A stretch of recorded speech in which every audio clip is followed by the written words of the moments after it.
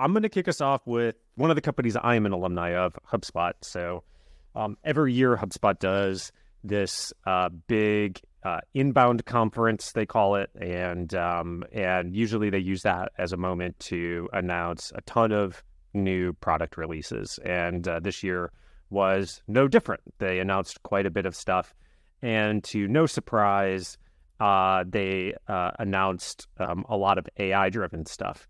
However, I think there's a bit of an unsung hero in all of these announcements that I'm really interested in diving into. So this was one of the graphics that they gave in the keynote. And so for our listeners, what we're looking at right now is essentially an image with a bunch of boxes of HubSpot's products on it.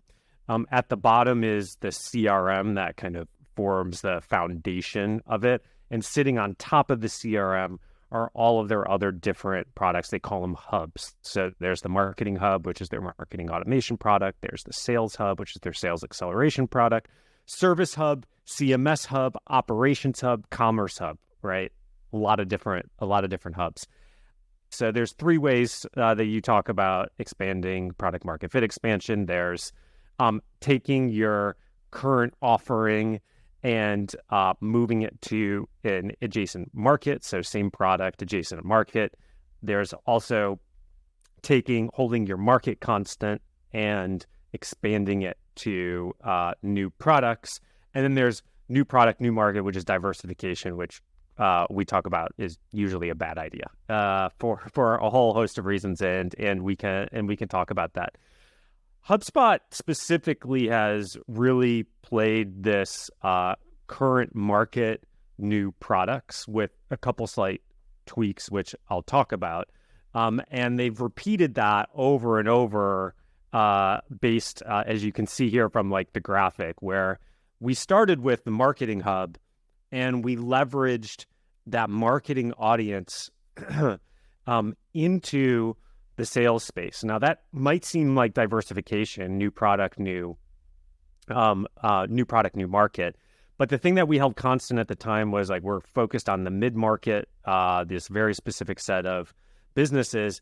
And we actually sold originally the sales products into marketers because there was, in a lot of our customers, there was such a tight connection between the marketing team and the sales team. So we went from marketing to sales, and then we started selling directly into the sales team. They then did the same thing with the Service Hub, where there's a tight connection between sales and customer success and support. And so then they originally sold that product into customers where the sales leader might have been over support and sales, and then expanded into service. And then they did the same thing into operations. But now where they're at, right, which is okay, how many products can we launch? How do we maintain that amazing 40 to 50% year over year growth? Can we continue doing that with just launching additional subscription products? That's really freaking hard, right, at some point.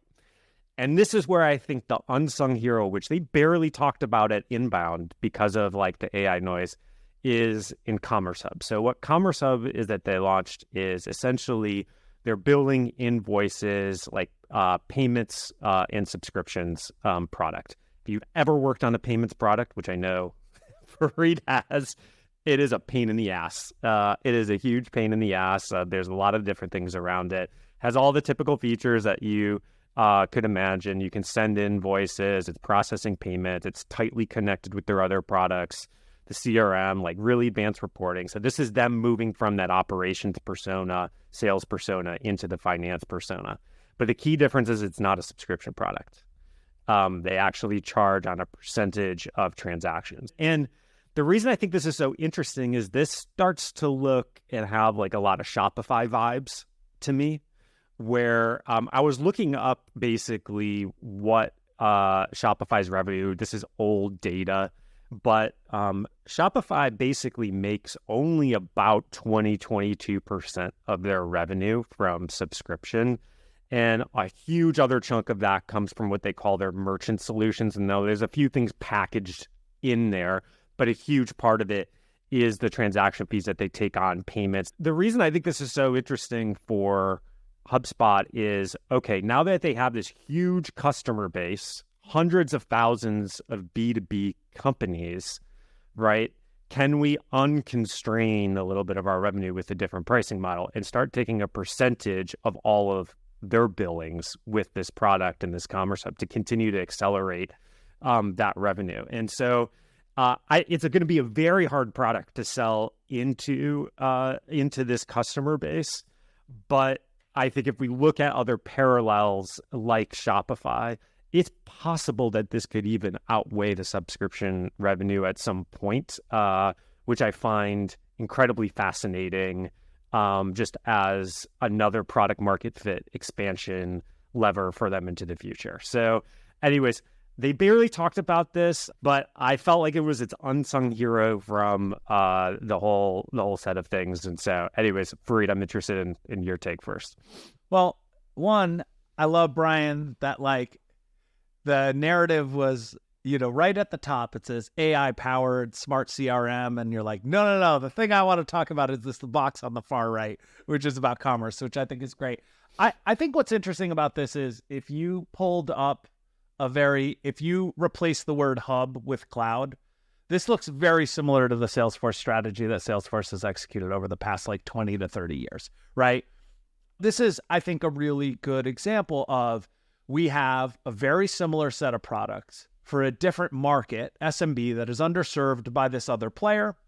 And by being laser focused on that mid-market or smaller businesses, we can build a really successful business and sort of do very similar things, but our products are tailor-made. And my thing that I think is interesting about this one is I can squint my eyes and hypothesize a little bit as an outsider that this particular product, what they're calling Commerce Hub, is actually one that they are uniquely positioned to do really, really well in versus, say, Salesforce. Because if you're Salesforce, most of your customers are like other big enterprise, large ticket software companies where I don't think they're really that interested in an integrated bill, like buying a different billing solution and, a NetSuite or even Stripe or whatever makes sense. But for HubSpot's customers, a big piece of HubSpot's whole strategy is bundled is better for this market. If it all works together, it's better for me. I can make better business decisions. It seems like a really smart bet. Yeah, that's interesting. I hadn't thought of that, but you're right. The really big companies, the enterprise players, they're going to integrate some kind of payment processor directly. They might use some kind of enterprise billing system, probably build some stuff in-house, all of that kind of stuff.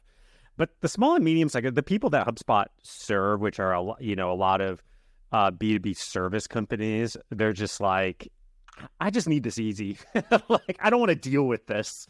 And so if I'm already using the CRM, if I'm already using their operations product to touch part of, this revenue cycle, it's it kind of becomes why not? Why not attach this into the equation? So to me, HubSpot just looks like they're running the classic B2B product expansion playbook extremely well. But I don't know that Commerce Hub fits this playbook that they've been running super well. Does this actually solve a large problem for their existing customer base that they know how to cross-sell into the way they went from marketing to sales to operations, et cetera? For me, I would need to bake a lot more on the details of that strategy to see if it can actually replicate their competitive advantages that they've been really successful at replicating so far to show that revenue graph. I don't know if this feels quite different on the surface. And I think... Why does it feel different to you? A few reasons. I think the rest of that slide that you showed is kind of just taking same customer and creating the product that's butting right up next to the product they're already using, that is HubSpot product. And Commerce Hub starts to feel like a very different part of the stack. It's not just do this for this other department for me. It's use HubSpot for a totally different value prop And then to your point, it starts to expand it to a very different competitive set than they're used to. Shopify is not asleep at the wheel if that's really the competitive direction they're going. And I've found that, competing in those sorts of spaces with that particular company is a recipe for disaster. They're far and away the best at what they do. But yeah, there's a lot of open questions for me as to whether this can replicate the success of all the boxes to the left of it. Got it.